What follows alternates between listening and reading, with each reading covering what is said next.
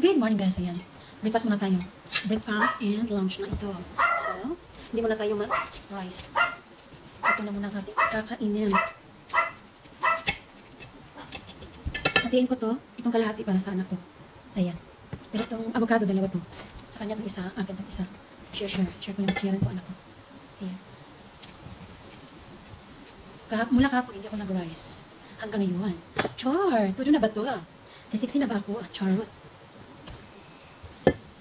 Hindi naman ako na mag-sexy. Ang akin lang. Ano?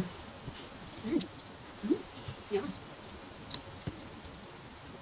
Tamis ba? Hindi, ang akin lang, yes. Nilit konti yung tiyan ko kasi parang yung tiyan ko parang busog palagi. Ganun.